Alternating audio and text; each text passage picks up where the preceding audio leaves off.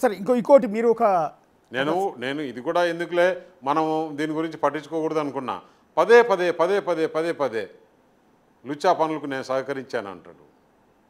నీకు రేవంత్ రెడ్డి పైన కోపం ఉంటే, రేవంత్ రెడ్డి పైన బాధ ఉంటే నువ్వు ఆయన తేల్చుకోండి, మధ్యలో నన్ను లాగడం ఎందుకు? ఇప్పుడు కేటీఆర్ మిమ్మల్ని కలిసింది ఢిల్లీలో ఇంట్లో సార్, హైదరాబాద్లో ఉన్న ఇంట్లోనా? నంబర్ 7 టాలకటోరా, ఢిల్లీ. ఎన్నిసార్లు కలిశారు, ఎప్పుడు కలిశారు సార్ లాస్ట్ టైం? ఒకసారి కలిశాడు, ఓకే. కవిత జైల్లో ఉన్నప్పుడు. ఓకే.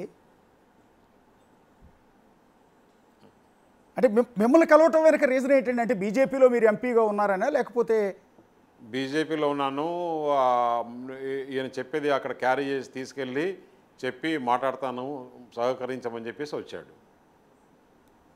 నేను అడిగా, పార్టీలో అడిగితే పార్టీ ఇవి ఇంత చెడిపోయిన వాళ్ళు దేశంలో ఎవరు లేరు, అందుకే ప్రజలు ఇంత చీకొట్టారు. నిన్న పార్లమెంట్ ఎలక్షన్లో కూడా వారికి ఒక సీటు కూడా రాలేదు.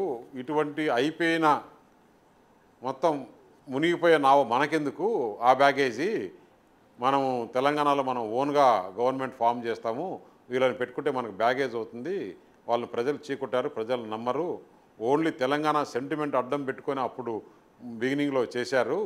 ఇప్పుడు ఆ పరిస్థితి లేదు. తెలంగాణ ప్రజలు బీఆర్ఎస్ నిజస్వరూపం తెలుసుకున్నారు, వారికి ఎవరు ఓటేయరు అని చెప్పి క్లియర్గా చెప్తే ఆ మెసేజ్ పాస్ ఆన్ చేశారు. అంటే మిమ్మల్ని కలిసి డైరెక్ట్ ప్రపోజలే పెట్టారండి? ఓకే, రిక్వెస్ట్ చేసుకున్నారా? అంటే ఒకసారి క్లారిటీగా చెప్పండి సార్. కాదమ్మా, ఈ విషయం నేనే ఒక్కడనే కాదు కదా చెప్పేది, కవితనే చెప్పింది కదా.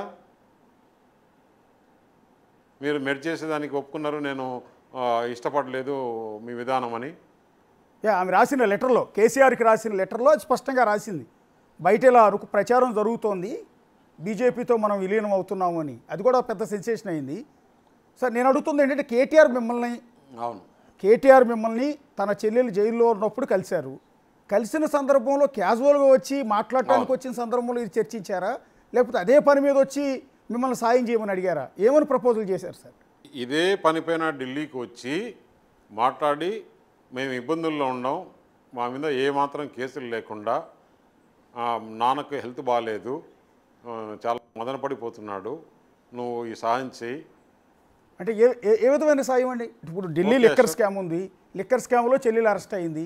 ఒకవేళ మీరు బీజేపీ నేత కాబట్టి బీజేపీ పెద్దలను కలిసినా కూడా బీజేపీ ఏమి బెయిల్ ఇప్పించలేదు, బీజేపీ ఏమి కేసుల నుంచి తప్పించలేదు.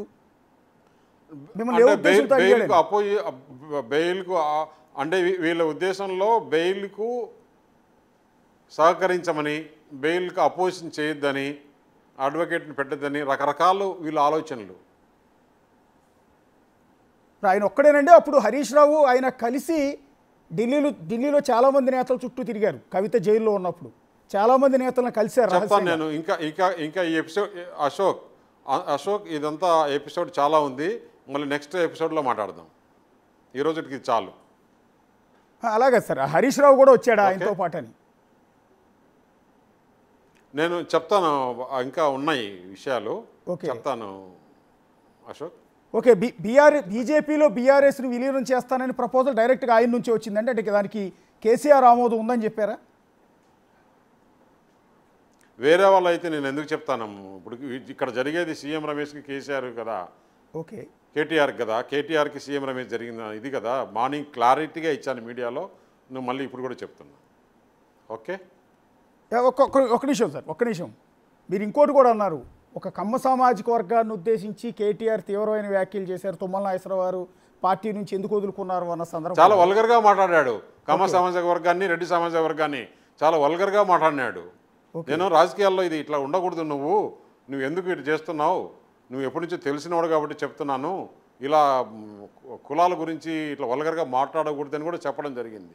లేదు, మాకు అవసరం లేదు, మాకు జగన్మోహన్ రెడ్డి ఉంటే చాలు,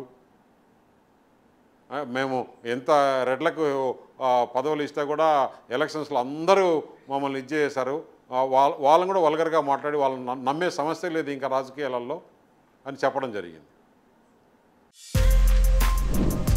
For more videos like this, subscribe Big TV channel.